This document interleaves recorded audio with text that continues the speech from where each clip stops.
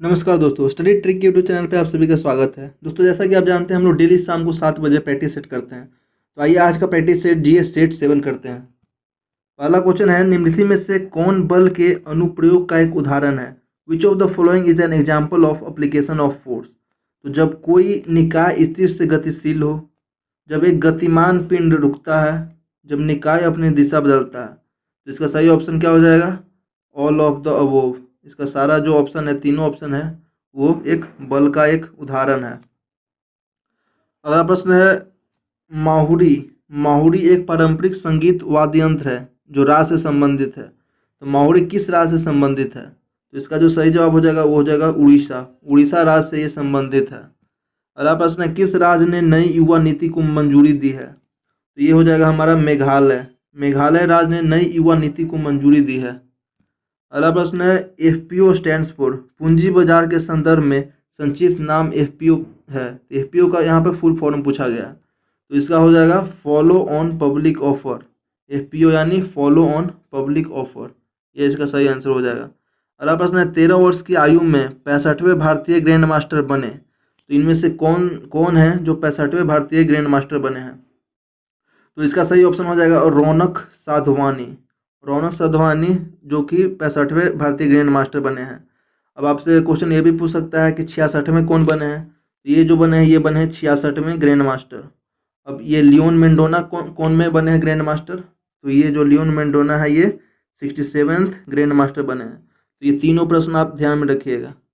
अगला प्रश्न है, किस यूनानी राजदूत ने विष्णु के सम्मान में एक स्तंभ स्थापित किया? मेगस्थनीज, हेलियोडोरस, थियोडोरस, प्लेटो। तो इसका जो सही जवाब हो जाएगा वो हो जाएगा हेलियोडोरस। हेलियोडोरस राजदूत ने विष्णु के सम्मान में एक स्तंभ स्थापित किया। अगला प्रश्न है, अटल टिंकरिंग लैब्स निम्नलिखित में से किस संस्था द्वारा की गई एक पहल है? तो इसका सही जवाब हो जाएगा नीति आयोग। नीति आयोग द्वारा किया गया एक पहल है। अगला प्रश्न है, हिंदुस्तान सोशलिस्ट रिपब्लिक एसोसिएशन का गठन अंग्रेजों को उफाड़ फेंकने के उद्देश्य से किया गया था। किस वर्ष में किया गया था इसका गठन? इसका सही जवाब हो जाएगा 1928 ईस्वी। 1928 ईस्वी में इसका गठन किया गया था। अगला प्रश्न है, हाल ही में भारत के किस राज्य में जीका वायरस के मामले सामने आए हैं? दोस्तों, इसका सही जवाब हो जाएगा केरल। केरल राज्य में जीका वायरस के मामले सामने आए हैं। अगला प्रश्न है, रॉलेट एक्ट की प्रतिक्रिया के रूप में अपमान दिवस के रूप में आयोजित किया गया था। तो इनमें से कौन सा डेट है जिस दिन हम लोग अपमान दिवस के रूप में आयोजित किए थे? तो इसका सही जवाब हो जाएगा 6 अप्रैल 1919 ईस्वी, जिसका सही जवाब हो जाएगा।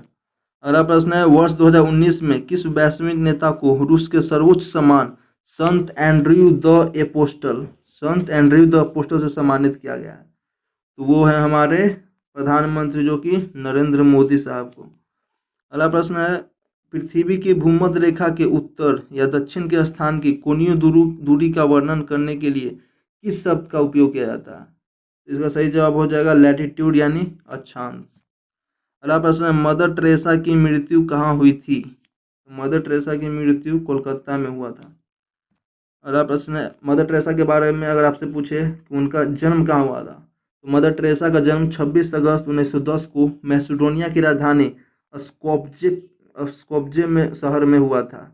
अब आपसे ये भी पूछ सकता है कि मैसेडोनिया की राजधानी क्या है? स्कोप्जे। ये भी आप यहाँ से ध्यान रखिएगा। अगला प्रश्न है, निम्नलिखित में से कौन एक तितली के काया पलट में तीसरा चरण है? दोस्तों, जो तितली होता है सभी तितलियों में पूर्ण रूपांतरिकता है। एक वयस्क में विकसित होने के लिए वे 4 चरणों से गुजरती हैं। पहला हो गया अंडा, दूसरा लार्वा, तीसरा हो गया प्यूपा, चौथा हो गया वयस्क। यहाँ आपसे प्रश्न में पूछा गया है तीसरा चरण। तीसरा चरण क्या हो जाएगा? तीसरा चरण हो जाएगा प्यूपा। अगला प्रश्न है, निम्नलिखित में से किस राजा को नेपाल देश का संस्थापक माना जाता है?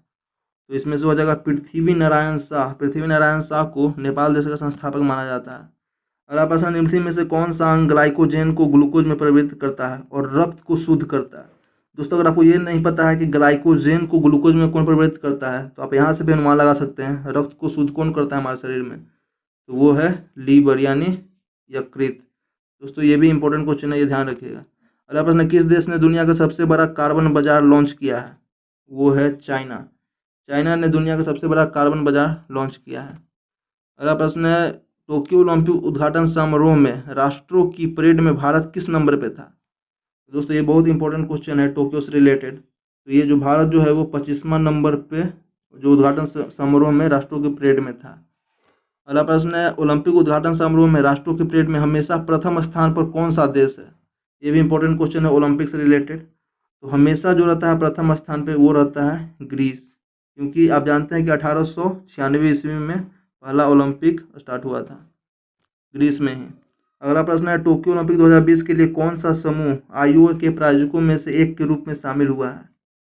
तो वो कौन सा देश है, वो कौन सा ग्रुप है? तो वो है अडानी समूह। अगला प्रश्न है, बच्चों की पुस्तक द क्रिसमस पिग के लेखक कौन है?